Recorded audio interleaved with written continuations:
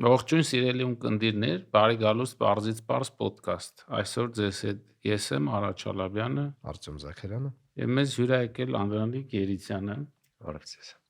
որի հետ մենք բազմաթիվ տարբեր թեմաներ կփորձենք քննարկել, որով եւ կկազմենք Անդրանիկի պատկերը, բայց սկզբի համար ասեմ, որ Անդրանիկը հիմնադրել է Lex AI-ը եւ DMS ընկերություն, հա։ Lex AI-ը դա իրավական արհեստական բանականության լուծումը բավականին հետաքրքիր մեր հայկական իրականության մեջ, իսկ DMS-ը ֆինանսական տեխնոլոգիաների մասին է, Անդրանիկը երևի մեզ պատմի իր բեքգրաունդը, որ մի քիչ ավելի ամեն ինչը գա տեղ ընկնի, ինչ կապ ունի ինքը դրա հետ։ DMS-ը ֆինանսական տեխնոլոգիաներով զբաղվում, Աշխարհները որ դու բանկերում ես աշխատել։ հենց ստացվել է։ DMS-ը բանկերի, ներդրումային ընկերությունների, ֆոնդերի ու վարկային կազմակերպությունների է սպասարկում, բոլոր նրանց, ովքեր կոմպլեքս որոշումներ են կայացնում ու կոմպլեքս ավտոմատացում են անում։ Կոմպլեքս բարդ իմաստով, թե կոմպլեքս բազմաբաղադրիչ ավելի շատ իմաստով, որովհետև եթե մի կամ երկու էլեմենտ կա որոշման մեջ, ինքը ավելի պարզ մեթոդներով կարելի է ավտոմատացնել, քան անում է DMS-ի պլատֆորմները։ DMS-ը ենթադրում եմ DMS-ը կոչվում է decision making software-ը բացվում որպես, այդ թվում նաև ունի արհեստական բանականության կոմպոնենտներ, ավելված կամ ծրագիր, քանի որ ոլորտը շատ հստակ կարգավորվող է կենտրոնական բանկերի կողմից։ Խիստ սահմանափակ արհեստական բանականության կիրառությունը, որովհետև ռեգուլատորը պահանջում է, որ քո կայացած որոշումները լինեն բացատրելի, explainable, հա։ Դրա համար ինքը սահմանափակված է որոշ մասով։ Ավելի շատ մեքենայական ուսուցում, դիսկրետ մաթեմատիկա ու մեքենայական ուսուցում։ Որ ինքը միշտ նույն բանն է։ Դա որ ինքը նույն հանկարծ ինտեգրալների դեպքում նույն բանը է։ Որպես օրինակ, մեկ ինչ գործառույթ անում է DMS-ը, որ պետք է բանկին score-ի հաշվարկը անում, վարկային default risk-ի հաշվարկը անում, ինչի հիման վրա վարկային բան, ընկերությունների default risk-ի հաշվարկը անում, ինչի վրա հիման վրա կայացվում է ներդրումային կամ վարկավորման չվարկավորման որոշում։ Այսինքն ավելի շատ վարկային մասով է ինքը։ Եթե ռիսկի հավանականությունը հաշվեցիր, հետո դու իրան վարկ ես տալիս, թե ներդրում ես անում, կամ ներդրումը ոնց ես անում, բաժնեմասային, թե պարտքային, դա արդեն տեխնիկայի հարց է, էլի։ Ինքը հաշվում է ռիսկի ռիսկի չափը, դրա հիման վրա ամեն կազմակերպություն իր պոլիսի հիման վրա կայացնում է որոշում։ Այսինքն առաջ ոնց էր, ինչ որ մեկը ստանում էր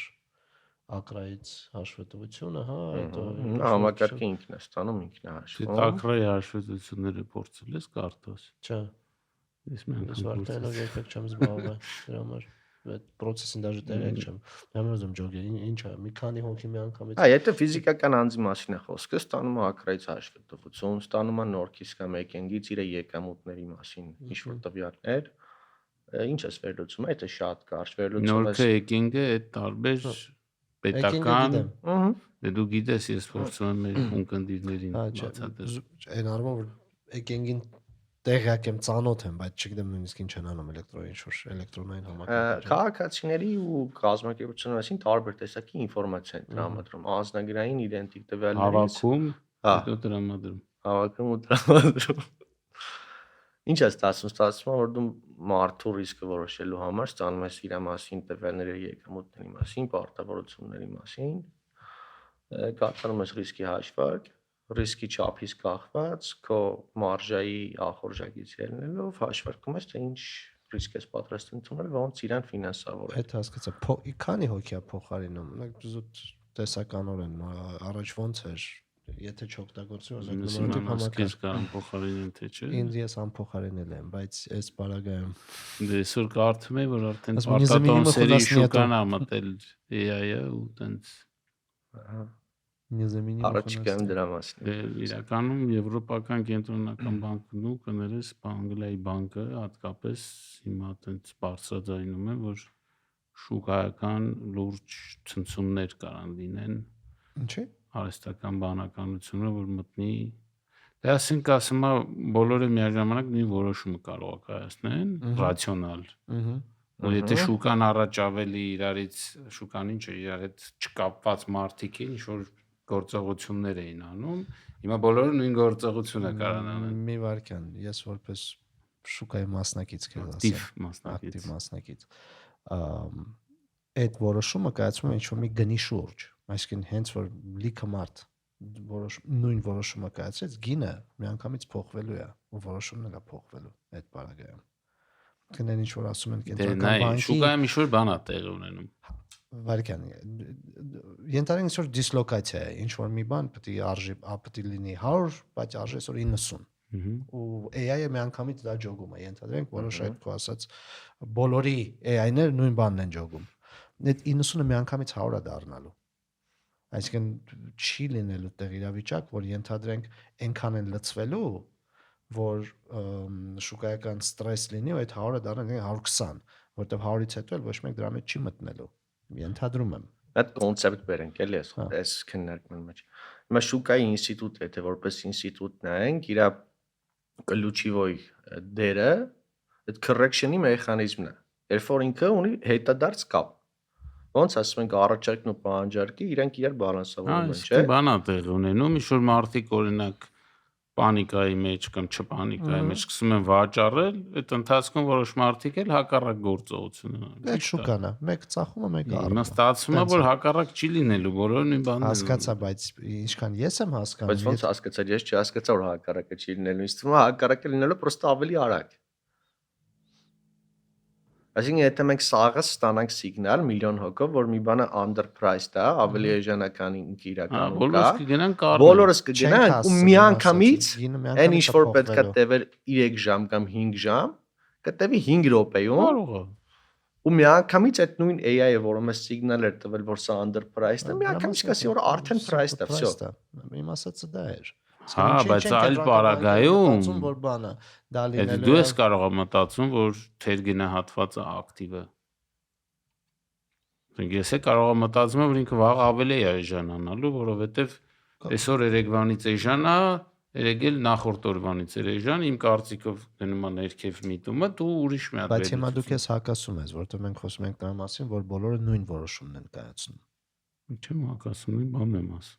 Քանի որ օգտագործելու են նմանատիպ AI լոջիկ ու բոլոր մասնակիցների վերլուծությունը անելու է ոչ թե մենք ենք անելու, այլ ինչ-որ ընդունեցի։ Կարանք մի բան էլ վերենք այս խոսակցության մեջ։ Էմոցիոն դուրս է գալու դրա մեջից։ Իրականում շուկան ինչ է, շուկան բան է, էմոցիա է շուկան։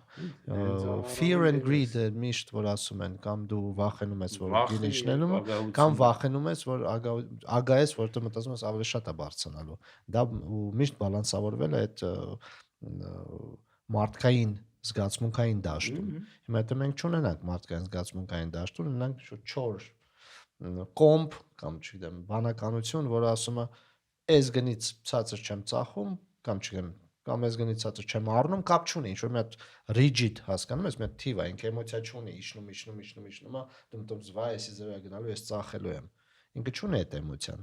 Աստորեն պետք է որ ավելի քիչ լինի այդ տատանումը, չգիտեմ։ Բայց այդ ժամանակ ինչ է ստացվում, ստացվում է, որ եթե չկա էմոցիա, մենք խոսում ենք ինչի մասին, որ AI-ը ավտոմատ որոշումներ է կայացնում ինքը։ Դե խոսում ենք դրա մասին, որ ինքը սիգնալներ է տալի, մարդը approve է անում այդ որոշումը կամ չի անում։ Դե այս դեպքում այդ կապը ես գիտեմ պրակտիկան հələ որ իրական կյանքի պրակտիկան մի փոքր մասը թույլ է տալի AI-ին ինքը անի, բայց ինչ որ տոկոսից վերև ԱՈՄ-ի ակտիվների որևէ տոկոսից վերև գործարքները մարդն է անում։ Դեռևս ես չգիտեմ պրակտիկա, որ ավտոմատ լինի։ Բայց եթե հանկարծ տես դեպք գտնի, որ AI-ը ինքը որոշումները կայացնի, ինձ թվում է շուկայի ինստիտուտը որպես այդպեսին աղավաղվում է, որովհետև ոնց որ դու ես ասում, ինքը էմոցիաների վրա է, չէ՞, սարքած։ Իսկ դա այդ էմոցիաները չունի։ Դες իրեն մենք ինչ որ մեթոդոլոգիա է իրան բանարվելու, ալգորիթմիկ տրվելու։ Օրինակ դու ոնց ես գնահատում, չէ՞, դու գնահատում ես ինչ որ մեթոդոլոգիաներով, չեմ վերաբալի, այսին ինչ հազար մի ձև, բայց վերջում քո էմոցիաներով ու քո common sense-ով ու քո ինտուիցիայով որոշում ես կայացնում։ Մեթոդից հանեցինք ինտուիցիան, common sense-ն ու էմոցիաները, մնաց մեթոդոլոգիաներ, ու մնաց մեթոդոլոգիաների պայքար։ Կա տենց բան։ Բայց ես ուզում եմ վերադառնամ իմ հարցին։ Քանի հոգի կփոխարինի օրինակ բանկում այդ ու ինչքան կարագացնի ընտրենք կիրառումը DMS-ի։ Դե քանի հոգի կփոխարինի Որտեղ չեմ կարող ասեմ, բայց կարամ ասեմ, որ process-ը sense է։ Առաջ դու գնում էիր, հասնում էիր ինչ-որ տեղ, մարդիկ ունեն ինչ-որ template-ներ, Excel-ներով կամ տալի, ասում են լրացրու, կամ եթե դու premium կլիենտ ես, քո տեղն էին լրացնում, այդ data-ն մտցնում էին Excel-ի մեջ, մինչև այդ вообще թուղթու գրիչով, արդյունքը քեզ ասում էին, հետո մի 50 թուղթերը տերի ստորագրում, cash տալիս էին, գնում էիր։ Հիմա այն որ դու քո mobile banking-ի մեջ կարողանում ես վարկ ստանալ, այդքան արագանում է։ Այսինքն համ քո համար channel-ը ավելացնում, բացի ֆիզիկապես ներս գնալուց, համ էլ վարկյաններ է դառնում կամ վարկյանները սուտը րոպեներ է դառնում, սոտ այդ միլիոնա թուղթը մեկը on-line ես click անում, բայց ելնում է։ Իսկ թե քանի մարդ աշխատում, չգիտեմ, պետք է հաշվես back office-ից քանի հոգու գործա դուրս գալի, front line-ից քանի հոգու գործա դուրս գալի կամ ինչ, չգիտեմ, մի քանի հոգու գործ դուրս է գալիս էլի։ Փաստացի սուտ ինձ հետաքրքիր է, այդքան շատ բանկային համակարգից տեղյակ չեմ այսօրվա դրությամբ։ Մեր մոտ վարկային մասնագետների թիվը նվազում է բանկերում։ Այսինքն մարդ վարկային մասնագետ, որը անում է այդ գործը։ Համ հա, համ չէ։ Նայ մենք պետք գապ ունենք вообще-թե մեր բանկային ֆինանսական համակարգում էլի վարկարում։ Մենք ունենք այսպես բանկեր, ովքեր սահմանափակված են մաքսիմում տոկոսադրույքով։ Այսօր 24 բանն է, էֆեկտիվն է։ Ու մենք ունենք մի հատ առանձին շուկա վարկայիններ։ Օրինակ մենք կարակ կռահենք, թե վարկայինները ամենաբարձրը քանի տոկոսով են վարկ տալիս այսօր։ 200-300 Մի քիչ էլ ավել։ տարեկան 400 էլ կա։ Էֆեկտիվ։ Հա, էֆեկտիվ, որովհետև չի փոքր են տալիս էլի, չի դեպում տենց։ Հա, բայց այդ կարուսելի էֆեկտը սարքում էլի, այդ տենց վարկերի բանը, մայր գումարը երբեք չի վարվում, ու տենց ասել ենք այնտեղ, որ պետությունը հիմա որոշել է փոխի սնանկության մասին օրենքը, որ ինչ որ բաներ ֆիքսի էլի, որովհետև լուրջ խնդրեմ է։ Make sense չի անում։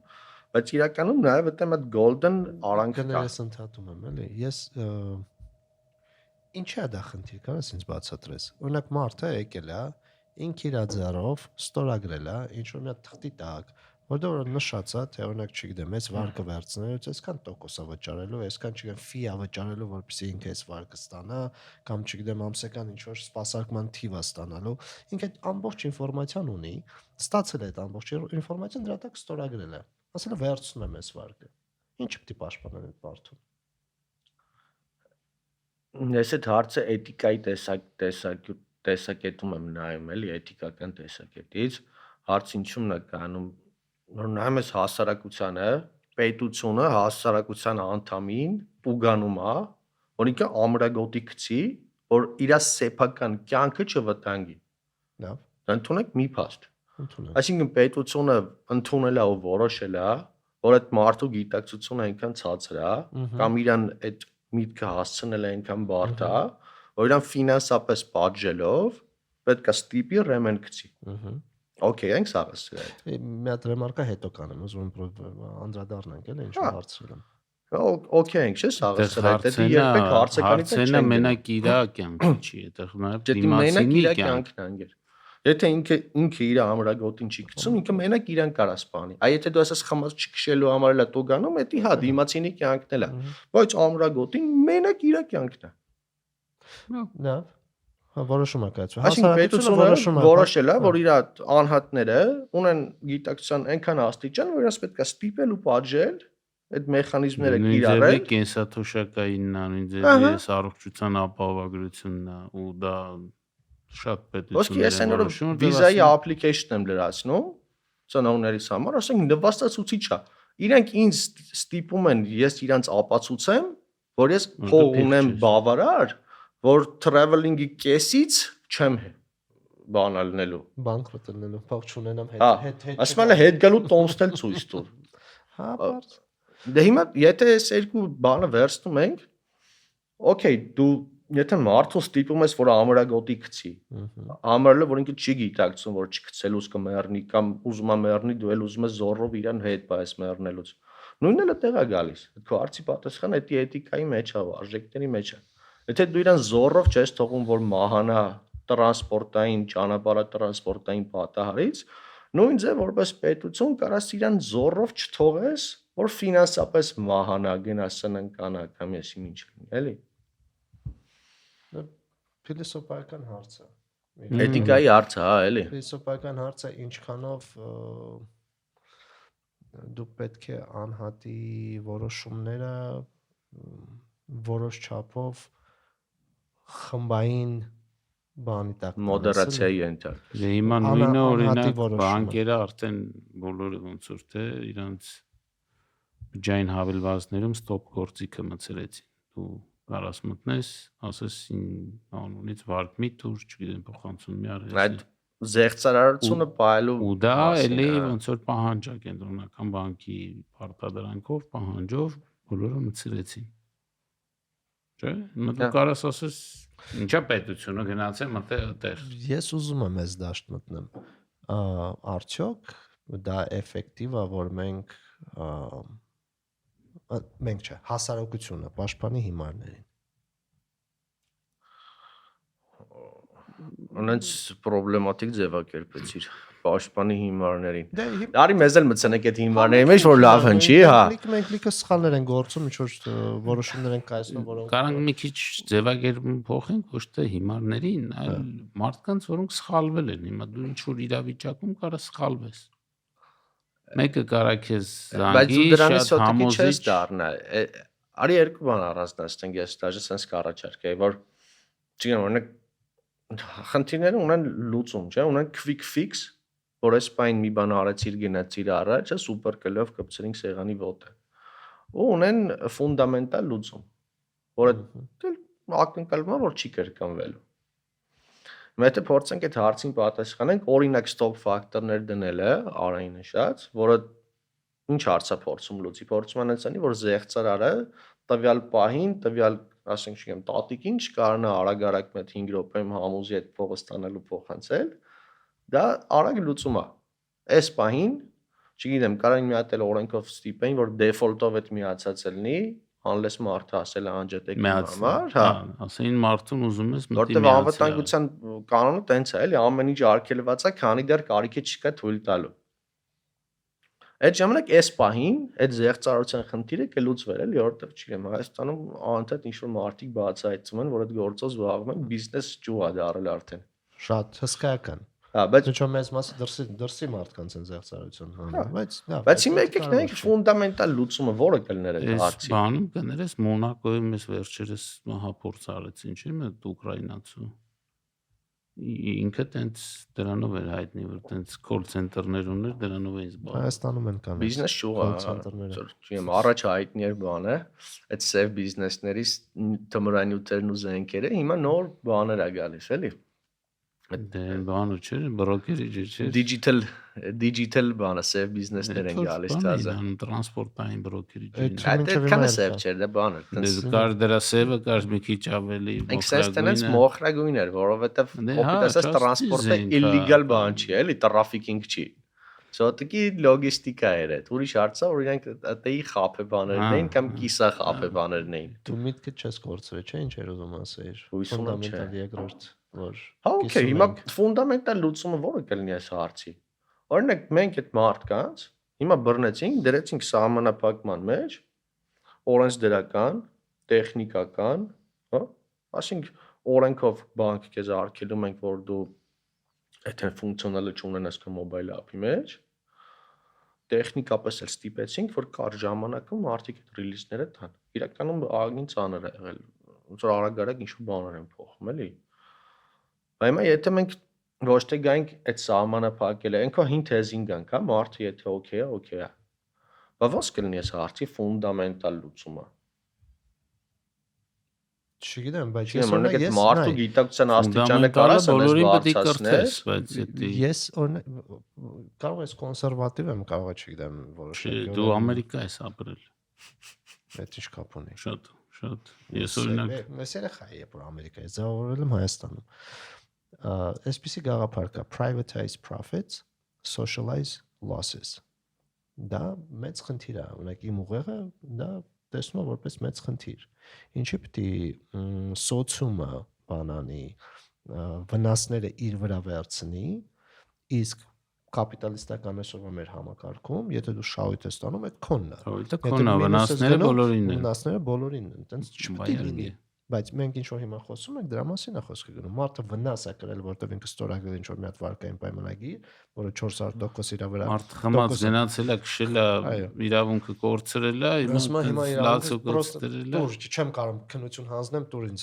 իմ վարորդական իրավունքը։ Ինչու պետք է հասարակությունը դրան համաձայնվի։ Ինչն է դրա էֆեկտիվությունը։ Բացում պետությունը ինչ է, պետությունը դա հասարակությունն է, հասարակության կողմից գործառույթներ է կիրառում, որը իբր թե հասարակությունը դրան համաձայն է, չէ՞, մենք ընտրել ենք, հիմա այդ մարդիկ պետություն լինելով հասարակության շահերն են առաջ տանում։ Ըստ երկու հատ կտոր կա, որ պետք է ուշադրություն դարձնել, մենք համաձայն ենք, մենք ընտրել ենք, այդտեղ կա вообще ընտրության խնդրեմը, որովհետև եթե դու ընտրում ես ալտերնատիվների մեջ, որպես կանոն հաշվարկել, գիտակցել, թե ամեն ընտրությունը ինչ հետևանքների է բերելու, թեկուզ միջնաժամկետ պլանում, այդ ռեալ խնդրեմ է։ Ու պրոստը պետք է ընդունենք, որ մարդիկ ընտրում են ավելի շատ ինտուիտիվ ու common sense-ով, հայերենից քթածակով, քան թե քո ասած գիտակցված հաշվարկված է։ Դու լրիվ ճիշտ ես, ու հերքում չկա։ Երկրորդը ոնց էր ասում, ասում էր պետությունը հասարակությունն է, սոտիկի իրենց առանձին եմ տեսնում, որովհետև պետությունը հասարակության միգուցե կողմից, միգուցե չէ, դա էլ հարց ցակում էլի, բայց ինստիտուտ է, որը կառավարում է հասարակությունը։ Ու շատ տեղերում կա նաև շահերի բախում։ Ոնց արիթմետիկ չէ, բայց պրակտիկայում կա հասարակության ու պետության մեջ, դրա համար էլ կա պոպուլիզմ ու կան մնացած կտորները։ Իսկ անդում սնանկացման օրենքի փոփոխության մասին էր ասում, ես որ 2004-ին Ֆլեչերը սովորում մեզ կանչել էին սնանկացման դատարանի դատավոր էին հրավիրել մեր հետ, ես այն ժամանակ իմացա, որ Ամերիկայում տարեկան մի քանի միլիոն մարդ սնանկացման դիմում է տալի, այդ թվում իրավաբաններն են հաճախ նաև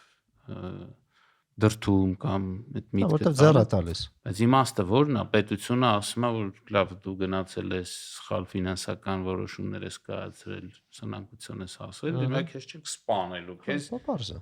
Երկրորդ հնարավորություն եք տալիս, ինչ որ բաներից ազատում է պետությունը, ասում է գնա նոր կյանք սկսի, քիչ ավելի խելոք արա։ Հիմա նույն քո ասածն է, ընդ որում մարդը կարա սնանկանա ոչ միայն նրա պատճառով, որ սխալ որոշումներ ա կայացրել կամ հիմարա, ու ասած, այլ իրավիճակը բախտը չի բերեկող այդ ասած, դա ստացվել։ Ինձ թվում է մեր այս խոսակցությունը ավելի շուտ դրա մասին էր, թե արդյոք անհատի որոշումը պետք է գերակշռողը չլինի, էլի, այսինքն մենք պետք է ունենանք, այսպես ասած, պետական օրենքներ կամ հասարակական օրենքներ, որոնք սահմանափակում են անհատի որոշումների սպեկտրը։ Ավելի շատ խոսակցություն դրա մասին։ Մի քանի հազար տարի հետ գնանք, մի հատ եկեք պատկերացնենք այն կտորը, երբ որ եղել են քրմեր, ովքեր իմացել են, որ կա արևի խավարում։ Ու եղել է հասարակություն, որը չի իմացել, որ կա արևի խավարում, ու քրմերը հետի ձյան ծախել են հասարակությանը, ասելով, որ մենք աստվածների ներկայացուցիչներն ենք ստեղ, մենք ենք ասելու ոնց լինի, չգիտեմ, հարկերը 10։ Սա պատմությունները, չէ՞։ Այդտեղից սկսած արդեն տարանջատում է եղել։ Այն մարդիկ, ովքեր ունեցել են որոշակի գիտելիքներ ու տեխնոլոգիաներ, այն մարդկանց համեմատ ովքեր չեն ունեցել,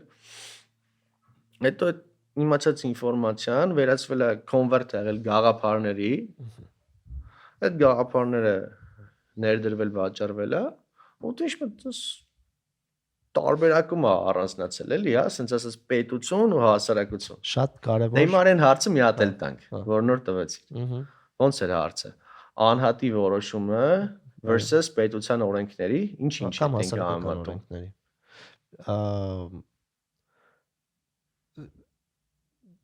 Չպետք է անհատի որոշման ազատությունը ինքը որպես կոնցեպցիա չպետք է լինի գերակայողը։ Չեմ օրինակ նման լիբերալիստական մոտեցում կամ նեոլիբերալիստական մոտեցում ասում եմ որ բարձրագույն արժեք է անհատն իր ազատություններով բայց այդ աքսիոմատ չէ այդ հարցը էլի Չգիտեմ։ Եթե մենք բոլոր անհատների ազատությունները մաքսիմայզ անենք Անարխիայի նման մի բան կարա լինի կամ ինչ կարա լինի։ բացի անարխիայից ազատությունը վերջանում անդը որտեղ հա այդ հասկանում եմ մեխանիզմը որ օքեյ կարգավորի ինքը նշացիր երեք կարդում էի մետային ամերիկյան մի քանի նահանգներ դատի են տվել ինչ համար երիտասարդներին բարբեր ասա ձևի ովքեր ոչ չգիտեն մետան դա Facebook Instagram-ն է այլ Facebook-ը կոմենտ ասած որ նենց են իրանց ալգորիթմները գրել որ կախվածություն առաջացնի 1.4 տրիլիոն դոլար մեկ վարքյան իսկ ոնց են ապացուցել որ կախվածություն նոր առաջանում աշխում դա տավարությունը բայց ոնց որ տուգանքի մեծությունը աննախադեպ Okay, benefits 1.6 տրիլիոն է այդ ընկերության ոնց որ շուկայական կապիտալիզացիան 1.4 տրիլիոնի ուզում են տուգանը բենեֆիցիարը ով է լինելու այդ ենթադրենք փողում է գնալու հա բենեֆիցիարը ենթադրենք դատարանը որոշեց որ մետան պետք է վճարի 1.4 տրիլիոն տուգանում ում է գնում ժողովրդին դե այսինքն բենեֆիցիարը իրանք բնակչության կողմից ներկայացրել են Ամերիկայում չգիտեմ նահանգը եթե դատի է տալիս երևի այդ նահանգին պետք է գնա այդ փողը այդտեղ ուրիշ բան էլ կա Կարան ենթադրում եմ չգիտեմ ճիշտ ասած բայց կարա նահանգը հանդիսք որպես հանրային մեղադրող ու ամենայն չէ որ ինքը ստացող է լինի էլի Դա մայր հարցը բենեֆիցիարը ոնց է բաժանվելու բայց այն ինչ որ դու նոր օրինակը բերեցիր այն 1000 տարի առաջ մենք պետք է բոլորս ինձ թվում է ու ինձ թվում է բանական մարդիկ շատ լավ հասկանում են որ հասարակության անդամները հավասար չեն իրանց գիտելիքների, իրանց ֆիզիկական ունակությունների, իրանց, չգիտեմ, պոտենցիալի, այդ ամենի մեջ հավասարություն չկա։ Ուրեմն մենք հասարակություններ ենք ստեղծում։ Կենտրական իրավունքում են հավասար։ Բոլորը մի ձեն ունեն։ Մենակ ընտրական։ Հա, բոլորը մի ձեն ունեն, միած սոցկարտ ունեն, ոչ մեկ չկա երկու սոցկարտ։ Բայց նաև չէ, որ, չգիտեմ, քրեական օրենսգրքի տեսանկյունից պետք է ինչ-որ հավասար իրավունքներ ունենան, չգիտեմ, քաղաքացիական օրենսգրքի տեսանկյունից հավասար իրավունքներ ունենան, տենց։ Բայց փաստացի մտավոր ու ֆիզիկական ունակությունները բոլորն է տարբեր են։ Իսկ հասարակությունը երկար էվոլյուցիայի տեսանկյունից գնացել է դեպի հավասարեցում մարդկային որոշակյուրն արդյոք էլի մենք չենք գալիս դրան էլի պետական կարգավորումներով մենք փորձում ենք ինչ անել մենք ասելով չգիտեմ էլի հասարակությունը պետությունը փորձում է մի քիչ քչացնի այդ gap-ը շատ խելացիների կամ շատ ուժեղների ու քիչ խելացիների ու թույլերի Քանշ չէ Օրինակ հիմա AI չէ, բոլոր գովազդները որ նայզայինները ասում են դուք բոլորդ արդեն creator-ներ եք, դուք կարաք սարքեք վեբսայթեր, դիզայներ, այսինչեր։ Բայց որ նայում ես ինչ ալնում պրակտիկայում, ով որ կարողանում էր սարքել, հիմա շատ ավելի արագ է կարող սարքի։ Ով չէր կարող սարքել, մեկը չի կարող սարքի։ Այսինքն Արի վերենք քո ոլորտից, ֆինանսական անալիզ արի։ Չէ, բայց հարցը ոնց որ AI-ի ասացեն էր որ Հələ որ gap-ից են գալիս։ Կարգավորումները հակրած gap-ը փորձում են քչացնել, չէ՞։ Հարկային բանը, հարկային օրենսդրությունը ի՞նչ է։ Շատ աշխատողից փողը գնում է դեպի քիչ աշխատող։ Հաց որ երկրում է պետական բան չի, կարգավորում չի։ Դե նայ, Մեր զոր արաբելքում էլ սաղի վրա flat 2.5% է։ Իրանք էլ տարանջատում են լոկալներին ու օտար երկրներին։ Կամ մեր մոտ ինչն է տարբերությունը, մենակ եկամտային հարկն է, չէ՞, բանից կախված տարբեր։ Շատ հարկը չի փոխվում ոչ մի։ Շատ հարկը բոլորը նույնն է։ Մեր մոտ։ Հայաստանում։ Բայց եկամտի հարկը պրոգրեսիվ է, չէ, Չէ, պրոգրեսիվ է։ 100,000 դրամ աշխատավարձ ստացող ուրիշ տոկոս է վճարում 500 ուրիշ։ Անդե ինչ-որ բաներ փոխվում է, Ոնց, բաները ով շատ Հարկը չի աշխատում շատ չի փոխվում, վճարում։ կենսաթոշակայինն է փոխվում, եկել դրոշմանիշը, առողջության ապահովագրությունը Այսինքն մեր մոտ էլի տարբերություն է։ պրոգրեսիվ հարկային բան չի, Կարգը պրոգրեսիվ չի 20%-ը։ Ցնես կարաս ինչ որտեղ իմաստային առումով Դու համարես շատ որ ես պրոգրեսիվ աշխատում շատ է 20%-ը, բայց դրույթը չի Չէ, բայց պրոգրեսիվ չի։ կարա պրոգրեսիվ համարվի, խի, որտեղ ժամանակ միկրոին եղել է օրինակ պրոգրեսիվ, 0% են հանեցին։ տալիս, պուճորներին հետո մի 5-10։ Տես այդ տեսանկյունից իմաստային Որոշակի կարաս կա, պրոգրեսիվ համարես, բայց կլասիկ տերմինոլոգիայի առումով չէ, ֆլատ է։ Դրույթը տարբեր չի։ Այն որ Բայց նայ հարցը ինչ է, եթե պետությունը սոցիալական է, ինքը օգնում է, որ շատ ներքև ընկած մարդիկ չլինեն, այսինքն կրթությունն է փորձում ապահովի առողջապահություն եւ այլն, որովհետեւ եթե դու կարճ ես նայում, ասում ես դու ես լավ եմ աշխատել, չգիտեմ, շատ եմ աշխատել, ես պետք է լավ ապրեմ, կողքինս ինչ ինձ, բայց եթե մի քիչ երկար ես նայում, այդ կողքդ մարդիկ որ վատ է լինում, ի վերջո դա վերածվում է հանցավորության, վերջը գալիս է քեզ աղբում։ Իսկն դու պետք է շահագրգռված լինես, որ հարևանները ծայրահեղ վատ վիճակում չլինեն, որ ուզենան ամեն գնով, որ քեզ վատ լինի, դու էլ ստիպված բարիսպես շարես, անվտանգություն վարձես, անվտանգությունով մանգաս։ Դա ամերիկյան մոդելը չէ, ինչքան շատ փող ունես, այնքան շատ անվտանգություն պետք է ունենաս։ ու այս բանը էլի այդ գաղափարի ներքո հասկանալ է ինչի կարելի է այդ շատ մարդ չսնանկացնել էլի ովքեր որ այդ որոշում են սխալ որոշումներ չեմ ասում հետ կանչեմ իմ հիմար բառը սխալ որոշում են կայացրել ու տենց է ստացվել բայց զուտ բան էլի կոնցեպցիան է ինձ միշտ հետաքրքիր եղել որ գնալով ավելի քիչ են անատի իրավունքները ու ավելի շատ են խմբային իրավունքները Հիմա տեխնոլոգիան էլ է դրան նպաստում ու այսօր այդ անհատական ազատությունը կամ ցա privacy-ն անձնական տեղեկատվության, չգիտեմ, գաղտնիությունը շատ ավելի բարդացել է նույնիսկ ապահովել։ Agree անները, օրինակ հիմա ինստիտուցիոնալ խնդիր կա, անանց ֆինանսական ոլորտում IT անվտանգությունը չի հասցնում տեխնոլոգիաների հետևից, որովհետև ինքը աշխատում է մեթոդոլոգիական հիմքի հիման վրա, իսկ մեթոդոլոգիա փոխելը դա բարձ աշխատանք չի էլի, որովհետև դու համակարգի մեջ ես համակարգային պետք է սաղ տեղերը նայես ոնց է ինչ անում, բայց AI արդեն ներդրվել է, ու բրճոն ոչ թե վերևից ներքև ոնց որ նախկինում ներդրվում են ծրագրերը, այլ շատ դեպքերում ներքևից վերև ու ասենց հայերեն ասած լևի, որտեղ լիքը մարդիկ իրեն օգտագործում են վերային ու այնքան շատ ու տարբեր են, որ մենք հիմա կիբեր security մասին ենք խոսում, ինչի մասին ենք խոսում, cyber security մեթոդոլոգիայի մասին ենք խոսում, օրինակ ես հիշում եմ, երբ որ ես աշխատում էի 10 տարի առաջ բանկում, այնտեղ հստակ ցանկ կար, որ URL-ները կարելի է բացել բանկի ներսից, որը չի կարելի։ Ու ցանկացած URL, որը ենթադրում էր upload անելու հնարավորություն, չէր կարելի, որովհետև բանկում կար sensitive տվյալներ։ Իսկ հիմա ամենապրիմիտիվը, կարելի է հեռախոսով նկարել կամերայի կոմպի սկրինը, AI այդ կարդա, նկարը վերացի տեքստի, տեքստը վերացի աղյուսակի ու այդ ֆինանսական աչոթը դուրս գա։ Տեսեցին ինչ շպիոնական կինոները որ նայեք, թե ոնց էին մարդիկ 40-ներին ինֆորմացիա գողանում, այդ պատերազմի սարի ժամանակ, հիմա դա դարել է 50-60 անգամ ավելի հեշտ էլ, եթե դու դրա մոտ ես։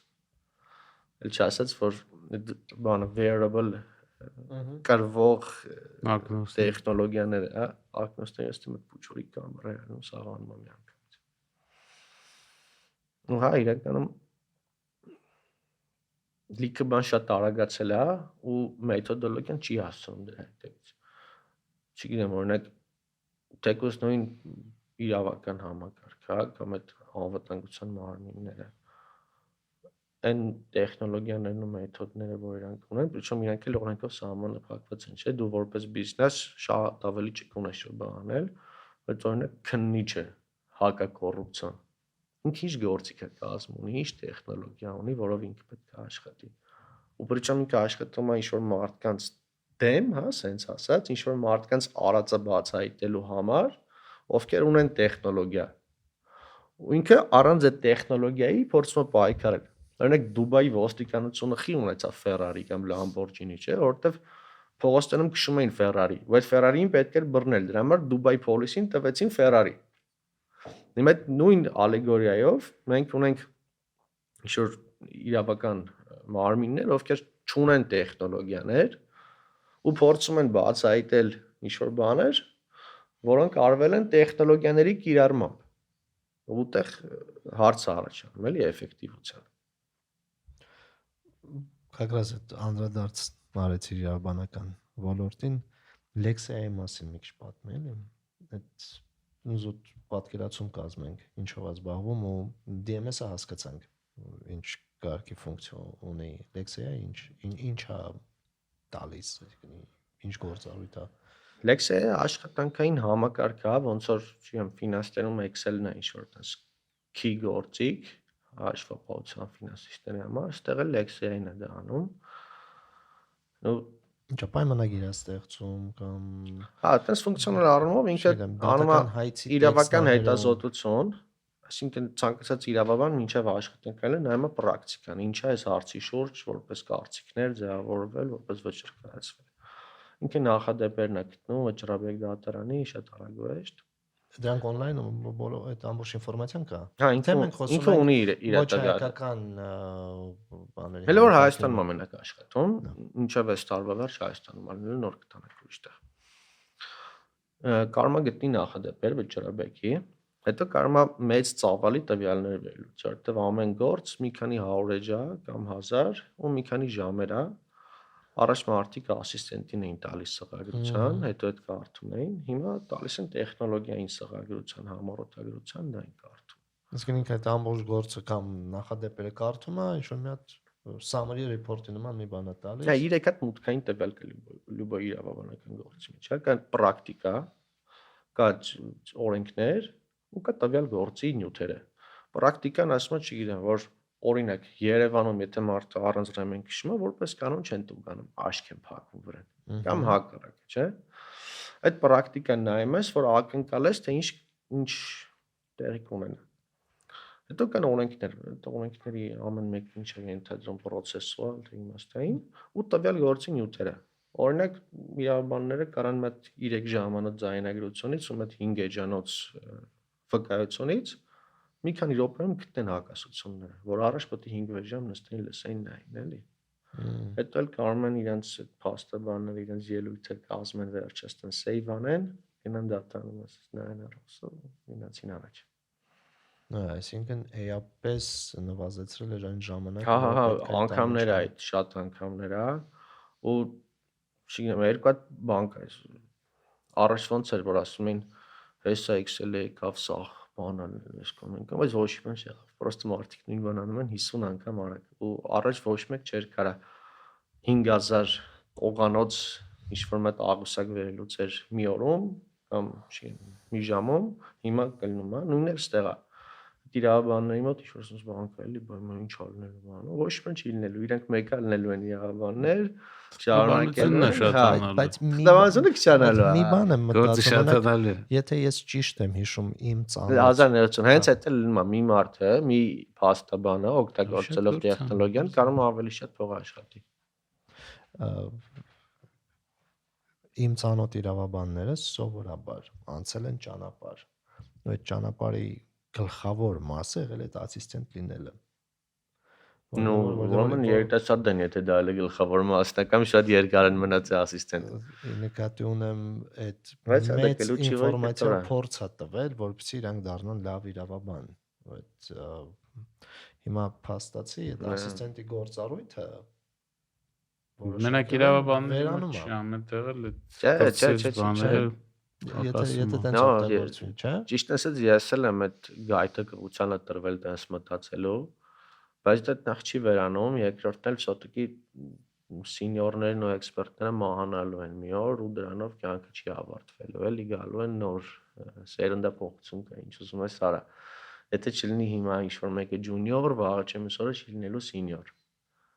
Տենց անհնար է, կյանքը շարունակվում է, էլի։ Բայց եթե դա ավտոմատացված է, այդ ջունիորը ո՞նց է փորձ ձեռք բերելու։ Դարի հետ նայենք ֆինանսներում ոնց եղավ։ Երբ որ Excel եկավ հաշվապահություն մեջ մտավ կան ֆինանսներ ոնց եղավ որ սերն չմեռավ այդ ոլորտը, հա, վերջի արխիմեստերները չմահացան ու ավարտվեց ամեն ինչ, դրանից հետո սաղ Excel-ը սկսեց ավտոմատոնել։ Դա բան է էլի, միֆոլոգիայի, դրամատուրգիայի ժանրից է, չի նույնպես բան։ Որ AI-ը կփոխարինի մեզ երբ ոնց է սարքած AI-ը, էլի, լավ, արի օքեյ, հենց իրավաբանության վրա նայենք։ AI ինչ է կարող անի ինտերպրետացիա, reasoning, մեկնաբանություն ու գեներացիա։ Okay։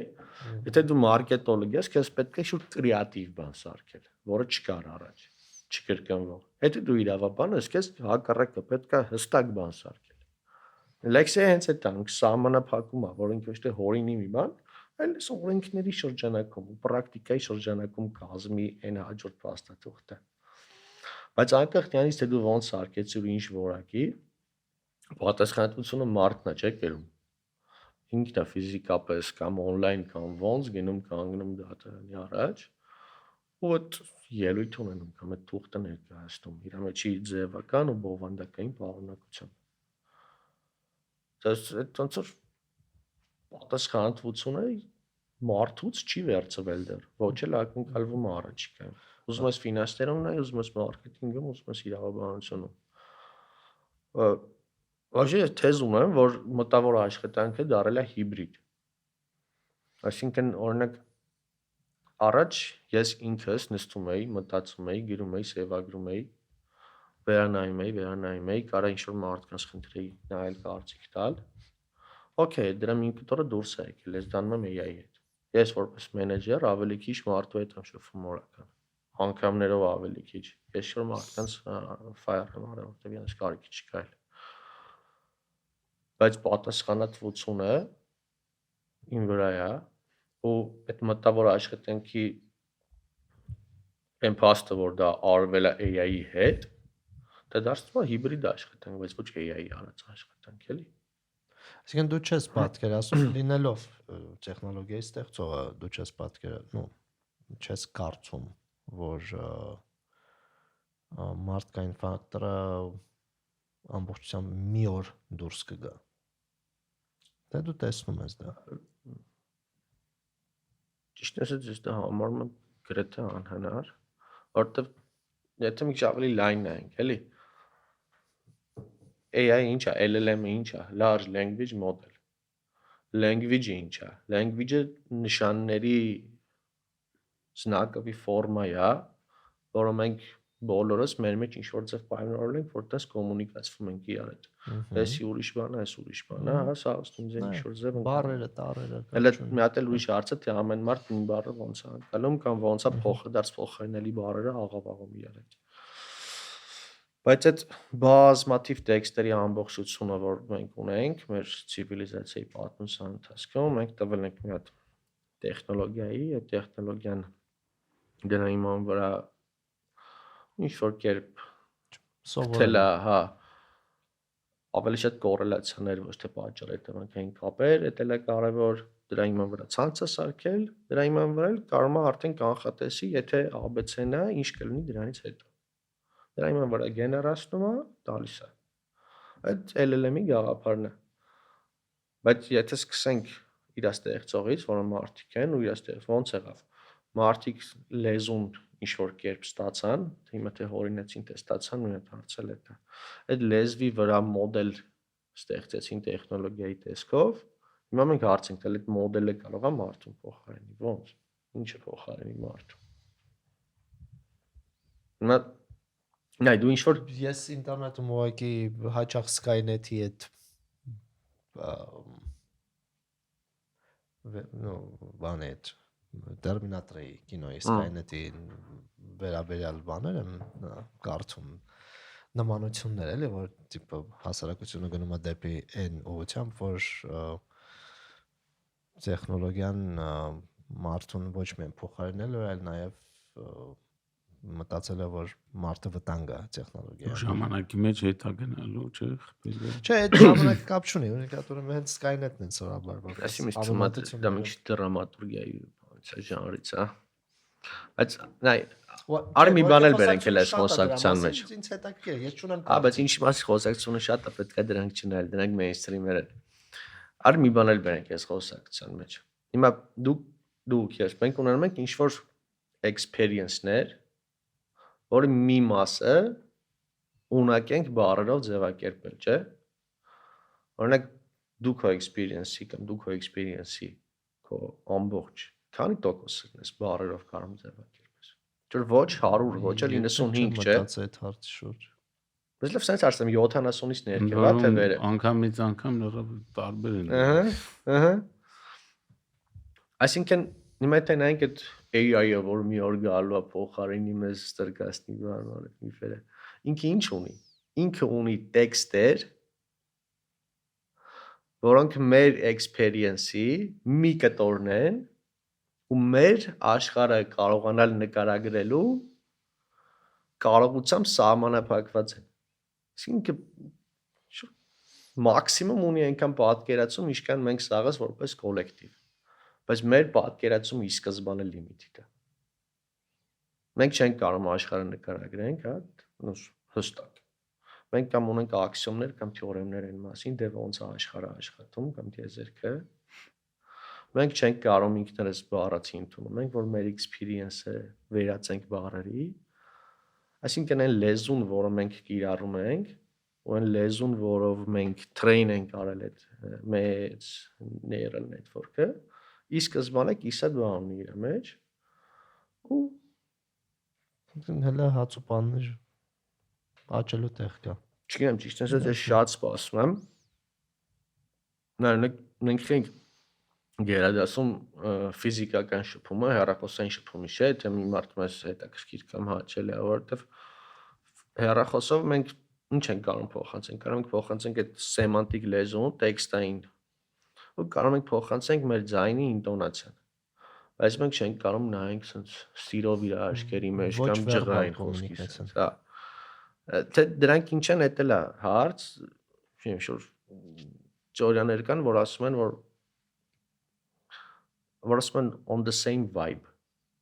Sorry, ինչ է այդ նշանակում։ Չէ, vibe-ը վիբրացիա բառի կիսատ, հա։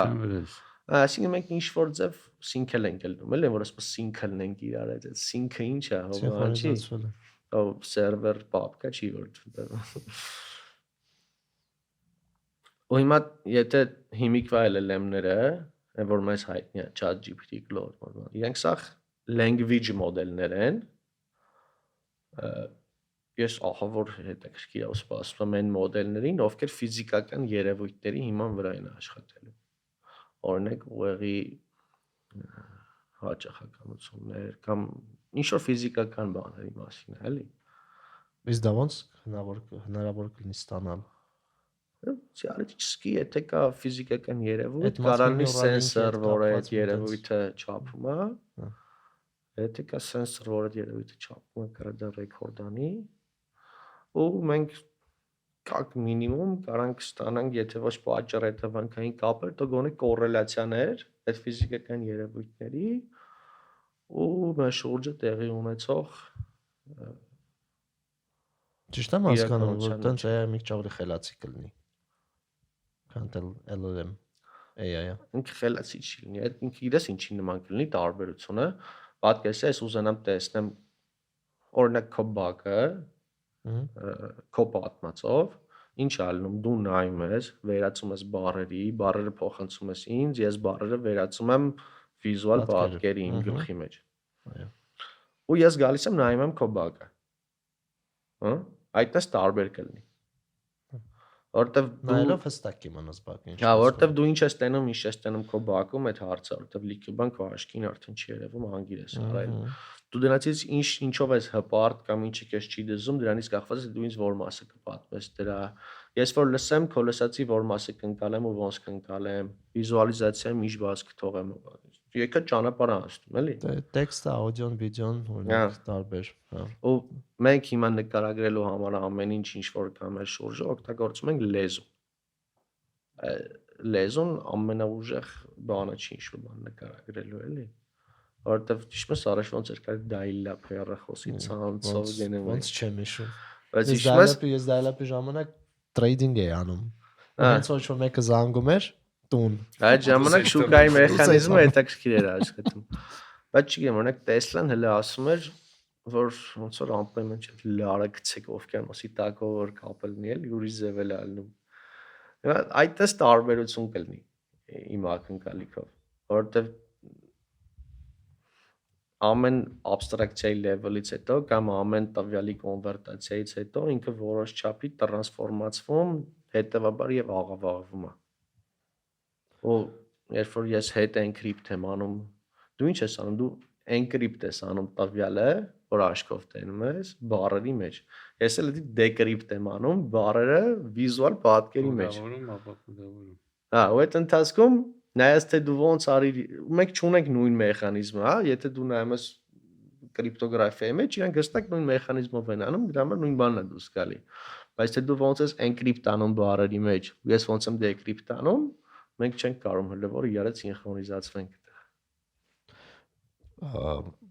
Քան տարես աշխատել բանկերում, ճիշտ լսեցի, չէ՞ որ բանկերում ես աշխատել։ Բանկերում երևի մի 7, չգիտեմ։ Այսինքն ինչ արեց, քո ուղեղը ասեց, չէ, ես պետք է ինչ-որ ստեղծարար բաներ անեմ, այլ ոչ թե չգիտեմ, վինտիկ լնեմ համակարգի մեջ։ Այսինքն ոնց դու եկար նրան, որ ուզեցար քո բիզնեսներ ունենաս։ Այդ մանն է շուտ։ Ֆանտաստիկ հարց է, այդ հարցի շուրջ մտածելուց ես բացահայտել եմ, որ բաների, բիզնեսմենների մեծ մասը չեն համարվում հոգեբանորեն առողջ մարդիկ։ Համարվում որ հոգեբանորեն առողջ մարդիկ ունենում են այգի, ծառ, այդ այգու տակ վայելում են իրենց կյանքը։ Այն մարդիկ, ովքեր գնում են, սկսում են աշխատել շատ, ինչ-որ վերցնում են այսօր շատ պատասխանատվություններ, իրանք ինչ-որ այդ հոգեբանական մի բան ուզում ֆիքսեն իրենց կյանքում։ Իսկ արեսիվը երևի իմ մոտ էլ է տենց եղել։ Անկախ նրանից թե գիտեմ թե չգիտեմ այդ օրինակամ կպատմեմ թե չէ, բայց հա, տենց մի բան եղավ։ Չեմ շատ խնդիրներ կա էլի բանկերում շուտ լիքը legacy software-ներ կա, որոնք բանկը կապ չունի, այդ քո համաձայն եմ։ Չէ եղել, որ ուզուց ես մանկուց ուզեցել եմ բանը։ Շուտ մղում եմ ունեցել միշտ առաջ գնալու։ Բայց միշտ փոքրուց գիտեի, որ ես բիզնեսմեն եմ ուզում դառնամ։ Այստեղ full circle էլի գանք այն առումով, որ հասարակությունները են, որ ինչից սկսեցինք, հասարակությունների մեծ մասը այսօրվա դրությամբ պրոգրեսիվ խոսքը կոչենք պրոգրեսիվ հասարակությունների, իրանք всё գնում են դեպի սոցիալական պետություն, սոցիալական համակարգ երևույթի, հատկապես եթե մենք խոսում ենք, չգիտեմ, եվրոպական երկրների մասին, ու այդ հասարակությունները գնալով բան են անում, ոնց ասեմ, իներտ են դառնում երևի քչացնում են մոտիվացիան, որ դու լինես ստեղծարար, բիզնեսմեն, տարբեր ձևերով դա կամ բարձր հարկերով են դա բանանում մոտիվացիան նվազեցնում, կամ որոշակի բարիերներով, որ դու այդքան էլ չես կարողանում էլի անհատ որպես ինքդ քեզ էքսպրես անես, չգիտեմ ոնց, բայց հա, ուզում ասել, դեղ բանկա էլի, միգուցե все-таки ես բալանս պետք է լինի էլի այդ հասարակության այն տեսանկյունից, որ համ դու ստեղծողին չճնշես, համ մնացած հասարակությունը հետդ քաշես, բայց պետք է որոշակի բալանս լինի, իսկ ես տեսնում եմ, որ մենք այդ բալանսը սկսում ենք կորցնել։ Հատկապես ինչի, հատկապես վերջը որ մասկի հետ կապված, որ իր այդ SpaceX-ից հետո ինքը թղթի վրա $1 տրիլիոն կապիտալիզացիա ունի ինքը անձնապես, որը անհետեթություն է, որտեղ ինքը երբեք չի կարողանա այդ իր բաժնեմասերը վաճառի ու այդքան գումար ստանա, բայց շատ եղավ քննարկումները, որ խի պետք է մի մարդը ունենա այդքան կոչեցյալ հարստություն։ Ինչու մի մարդը ինչ արը, որ վաստակել է այդ իրավունք ունենա այդքան հարստություն։ Այդ բանավեճը շատ տեղ ունեցավ։ Դա հարստություն է, թե չէ, ինքը դա վաստակել է, թե չէ։ Вообще վաստակել բառը ինձ թվում է ավելի շատ արհեստավորներին ու բաներ վերաբերվում, հա, սովետի վաղ շարժումը անգաղով էին վաստակում, հիմա սոցքի չեն վաստակում։ Ֆինանսական ինժեներիա։ Չգիտեմ այդ վաստակել բառը, բայց օրինակ ես գիտես ոնց եմ այդ տեսնում։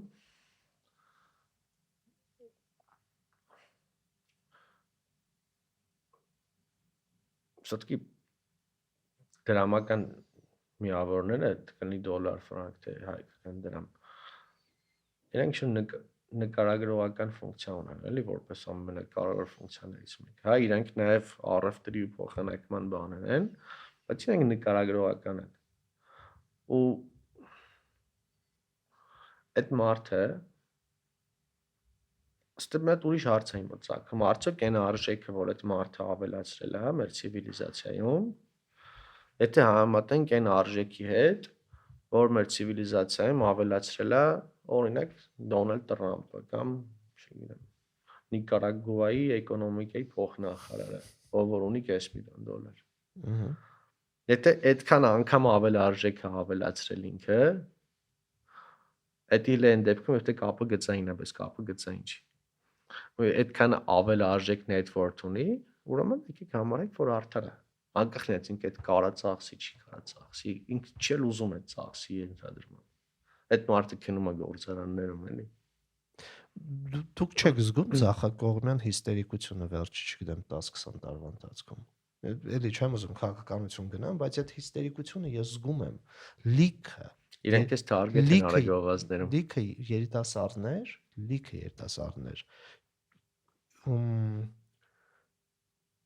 հասարակարգը լրիվ ուրիշ ձև են պատկերացնում։ Target են արել, հա։ Բայց այդ էլ է հարցել, օրինակ վերադառնանք այն նույն պատմությանը, որ ասում եմ, եթե տատիկը ստորագրում է, իրան սաղ թղթերը տվել են, թողենք թե չէ։ Տատիկ չասեցի, բայց մարդ։ Ну, լավ մարդ, հա, պապիկը կամ տղամարդ։ Մենք հասկացանք։ Ярի sense նայենք հիմա։ Օրինակ օրենք կա, չէ, որ ասում օրենքը չի մնալը պատասխանատվությունից չի ազատում։ Հիմա եթե դու գնում ես խաղում ես մի խաղ, որի կանոնները չգիտես։ Արդյոք այդ ժամանակ ոնց որ քեզ պետք է ոնց վերաբերել, որ դու կանոնները չգիտես ու քեզ չխփել, եթե խաղում կա խփել, թե հակառակը պետք է արագ ու ուժեղ խփել, որովհետև դու խաղականորը չգիտես, քեզ կարելի է շուտ բանել, հանել ես աշխարհից։ Ես կնայեմ, որ իմ փորձի տեսանկյունից ես չեմ մտնի խաղ, որի կանոնները չգիտեմ։ Oh, please։ Ինչեւ չմտնես խաղ կանոնները չես չեմ մտնի այդ խաղը։ Հիմա եմ խոսում, հիմա տարիքով մարդ եմ, դրա համար եմ ասում, բայց հա, երիտասարդ ժամանակ փորձեի։ Միշտ էլ տենց ա եղել, չէ՞։ Բայց ինչ է, բայց ես հասկանում եմ դու ինչ ես ասում։ Այդ առումով։ Բարձր է։ Մարդիկ իրանց խաղում կան փորձառու մարդիկ, կան նավիճողներ, որոնց կծբխեն։ Որովհետև խաղի կանոնները լավ չգիտեի։ Կամ փորձ չունեի այդ խաղի։ Այդտեղ մի հատ ուրիշ հարց էլ է գալիս։ Օրինակ, չգիտեմ, եթե մենք խոսում ենք օրենքների մասին, պետականակ, դու թեորետիկի կարելի է բացել սաղ կարդալ, հասկանալ ինչ-որ ձև, ըստ դրա քեզ պահել այդ սահմաններում, որ չլինես ասենք կրիմինալ ու համարել, որ այդ խաղի կանոնները դու գիտես։ Բայց դե խոսում ենք օրինակ բիզնեսի մասին, շուկա մտնելու կամ քաղաքականություն, այդտեղ կանոնները գրած չի, չէ՞։ Կամ գոնե անենց գրած չի։ Հստակ գրած չի։ Вообще գրած չի։ Չեմ օրինակ որ բիզնեսի մեջ մտնում ես դու գիտեիր կանոնները, չէ՞։ Մտար սովորեցիր, բարեբախտաբար սահմանացիր, կամ չէ։ Նույն մոտ մի քիչ այլ է եղել ուղին, բայց ես այն ուժը վերջի ես 15 տարի զբաղվել եմ ոչ տենց դրական արդյունքներով, մինչև չեմ տեսել մի մեխանիզմ, որ աշխատում է, նոր եմ բիզնեսի։ Այսինքն learning curve-ը 15 տարի է եղել, այդ կանոնը, հա։ Չեմ իմ մոտ հələ բան է, 4 տարի, հա։ Այս բանը էլի։ Միշտ տենց է, որտեղ կա նաև թեորիայի ու պրակտիկայի տարբերություն, չէ՞։ Մենք սաղ խանդավառված ոգևորված գնանք գրավենք այս ոլորտը, այս աշխարհը բարեփոխենք, եսի ինչը բերենք։ Հետո գնում ես սկսում ես հանդիպել իրականության հետ ու տես լուփերով գնում ես թազաթեզ ես մտածում, վերում ես հանդիպում ես իրականությանը, Բարձր։ Բայց այդ տանաքում չես սնանկանում լավ է։ Դու ինչի է դուությամբ բան չես ունեցել։ Սննկանալու։ Չէ։ Նաև խի չէ որ։ Ես իմ կյանքում 5-6 անգամ սննկացել եմ։ Գիտես ինչի է սննկանալը, որովհետև ցանկացած փաստը թողտ որ մարդու մասին դրաստում ես, որը ենթադրում կենտրոնական բանկ, իր մեջ հստակ հարցեր է տալի, դու սննկացել ես, քո բարեկամը սննկացել է, կամ այն ընկերությունը, որ դու կառավարել ես սննկացել է։ Իրավաբանորեն, բայց այսինքն դիմել ես սնանկության դատարան, չէ՞, տենց է համարվում սնանկություն։ Հա, օֆիցիալ սննկացում։ Օրինակ, եթե մեկը ուզում է դառնա մասնաճյուղի կառավարիչ, բանի, վարկային կազմի կամ բանկի, այդ անկետակա է, այդ մարդու մասին լրացնում ես, հա, ասում ես սննկացել ես, չէ, տնեցիք սննկացել են, չէ, դե լավ արի։ Չէ, ինձ զուտ հետաքրքիր է, դու սեփական բիզնեսի մասին մտածել ես կամ չգիտեմ, չես մտածել, որովհետև դու երկար տարիներ աշխատել ես ֆինանսական կառույցներում։ Հենց կառույցներում։ Գորա դու հոկեբան ավելի առողջ մարդ ես, դրա համար որոշել ես, որ ոչ միայն հոկեբանորեն, այլև ֆիզիկապես շատ ավելի առողջ է։ Հա։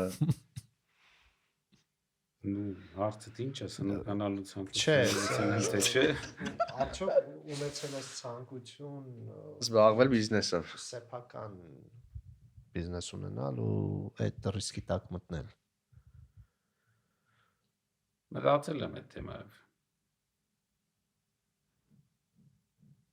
Okay։ Լավ է սարը։ Չէ, ինքնանպատակ չի ունենալ սեփական բիզնես, որ բիզնես ունենաս, էլի։ Չէ, բարձ է, նկատի ունեմ ավելի շուտ հարցս հետևելն է, որտեվ օրինակ դու ճիշտ ես ասում, դա ինչ որ հոգեբանական բարդույթ է, օրինակ ինձ համար մի շատ բարդ է եղել կոլեկտիվում աշխատելը, հատկապես մեծ կոլեկտիվում։ Զուտ բարդ է եղել։ Բայց այդ միջանձնային հարաբերության մասին չի խոսքը։ Զուտ կոլեկտիվի մաս լինելը ինձ junior բիզնեսմենների բանն է, էլի շատ տարածված խնդրեմ է, որ ասում է այդտամ ես իմ գործը, ես իմ գլխի տերը, չի ճոգում, որ առաջ եթե ինքը պետք է բան լիներ, հիերարխիայի մեջ իր մենեջերի հետ, ու կողքերի հետ, ասում է իսկ հիմա իր տերը դառնում է կլիենտը կամ կլիենտները։ Դա չդարար դու բան independent ծառկակ նստած էլի տեսակներ ասկո մարմինները հələ դա չասած էլի չասած որ կարող է մատ շուկայում մատ sense բան լինի ինչ ես անելու է դել աստված գիտի ոչ փոքր բիզնես անել է ահա որ ծանր դարապալիս բան է էլի Ոչ չէ իմ շրջապատի մեծ մասը բոլորը կառույցներում երկար ժամանակ աշխատող իմ մոտիկ ընկերները բոլորը չեն գնացել, բոլորը մնացել են կառույցի ու աշխատող, դարել են top մենեջերներ, որովհետև ինքը ազատների երկիր է, որտեղ գնացել են մարդիկ, ովքեր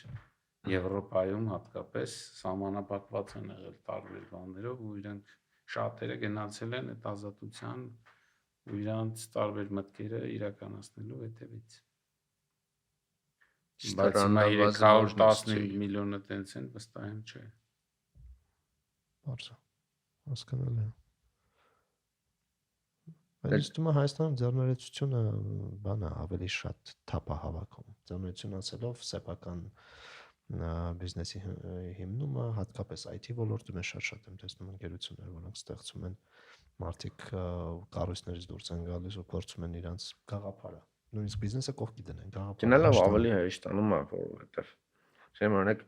առաջ որպես կանոն բիզնես անելու համար ինչ որ կապիտալ էր պետք է եթե ոչ տենց նշանակալից պես մեկը պետք է էլի օրինակ 40 տարի առաջ առանց կապիտալի ինչ կարա իրաներ ինչ կաներ եթե ունեիր ասենք տարի առաջ դեռ սովետ էր, սեղանիկ պետք է ունենար կամ ցեխանիկ պետք է ունենար 98 թվին ինչ կաներ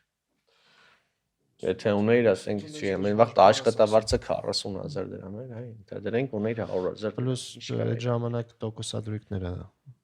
Հասկայական է, եթե դու ուզում ես վարկ վերցնել, որ բիզնես աներ։ Հա, դա ոչմ լիքը բան փոխվել է, էլի, օրինակ Ինֆրաստրուկտուրան փոխվել է, պլատֆորմ սարքելու ինքնարժեքը էականորեն իջել է, էականորեն անգամներով իջել է, էլի։ Պրոցեսն արագացել է։ Եթե դու կարող ես AI-ից ստանաս ինչ-որ ինքը high level գիտի, շատ մարդկանց մասին, կարող ես ստանաս ու այդ լոկալիզացնես քո case-ի համար, շատ հեշտ է դառնում։ Բայց այդտեղ մի հատ ուրիշ կտորել կա, էլի, օրինակ ինչ-որ մոտ MVP ստանալը, սկզբնական պրոտոտիպ օրեր է։ Այդ բանը minimum viable product։ Հա, minimum viable product։ Ես խմեշում եմ, որ ով էր եկել մեր մոտ բացատրում էր crowdfunding-ի։ Հիշում ես minimum viable product։ Հա, պրոտոտիպ է, էական չի։ Հա։ Հեսա վերջում կպատմեմ, թե ոնց են agile-ի իրականում բժիշկները հորինել էլ է խախտում։ Բայց նայ պրոտոտիպ ստանալը, չգիտեմ, աշխատող, որ ինքը կարող է մարդը գրանցվի, քարտը կցի, վճարի դեստեն, այո, սա արագ է, շատ հեշտ է։ Բայց բիզնեսը դե հոմենակ սերվիս կամ ծառայությունից չի։ Ինքը բաղկացած է նաև մարդկանցից, ովքեր այդ օպերեյթ են անում, պրոցեսներից ու պրոցեդուրաներից կակ մինիմում։ Իրականում ավելի շատ բան։ Ու մենք այդ պրոցեսները որպես բիզնեսմեն ներդնում ես ու անընդհատ feedback loop-ով իրենց set-up-ը սանում ես, որ աշխատի։ Ու հա, առաջ bottleneck-ը մի բան սարքելու կարար կապիտալ լիներ կամ ժամանակը, բայց հիմա նշ որ այդ վերացավ սա դառնալ եմ բիզնեսմեն, սա բիզնեսներ անելու կամ էսի ինչ էլի։ Մենք այդ լիքը ժամանակ է գնում պրոցեդուրաներ set-up անելու, թե ոնց support-ը ոնց պետք է պատասխանի մարդկանց, կամ payment-ը վատա գնացել ինչ է անում այդ ժամանակ, կամ SMI մոդելը փչացավ, ինչ որ պատճառով, ինչ անում։ Դες լիքը բան է, էլի։ Այդ պրոցեսներն ու պրոցեդուրաները բան են։ Մեկը պետք է ու այդ երկար տենց պրոցես է, էլի։ Շատ ժամանակ եսից ասում ես լավ պետք է հիմա կգնանք top manager կաշխատենք միտեղ, հա։ Ես երկար ժամանակ տենց եմ մտածել, որ Այս դատարացի տես մտածել սկսես լավ լներ, չէ՞, սա։ Որ վատնում եմ իմ ժամանակը, քանի ոչ մի բան առանձնապես չեմ աշխատում այդ փող չեմ փող կորցնում եմ, ոչ թե փող աշխատում։ Իսկ մարդիկ իրանց կարիերայով շարժում են առաջ։ Ինձ թվում է տեղ բան կա կամ հավատալու կամ լրիվ գիժ լինելու ինչ որ թեմայա, որ ասում ես մեկը պիտի ստացվի մոտս ձև չկա։ Դե բան թասիբի մոմենտ կա, զատնի դնող տղա չէ։ Կասեն գնաս գցես ոտին հետ եկա, կարա թասիբը լինի զարնի չես դնում, բայց դու Այդ սանանկանաս Դոնալդ Թրամփի պես։ Ելեմ ասում իմ կյանքում 5-6 անգամ տեղը ունեցել։ Համա բոլորն էլ ուզում են սանանկանան, բացի երևի Մասկը, Բեզոսը, մի քանի հոգի։ Կարելի։ Լավ է, դրական էմոցիաներով առաջարկում եմ եզրափակվենք։ Անդրանիկ հետ մենք ինձ թվում է կարող ենք ամբողջ օրը Անդրանիկ հետ կարող անվերջ խոսենք մենակ այս թեմայի չի, ինձ թվում է բազմաթիվ թեմաներ կա, որ Մերսի ձեզ շատ։ Քեզ մերսի, որ շոշափեցինք դեռևս։ Ես շնորհակալություն քո նախաձեռնություններին, հաջողություն, թող մեր կյանքը հիշտացնեն։ Ծերելի ունկնդիրներ, շնորհակալություն, որ հետևում եք, եթե ձեզ դուր է գալիս սեղմեք զանգի կոճակը, բաժանորդագրվեք եւ կհանդիպենք արդեն նոր թեմաների շուրջ։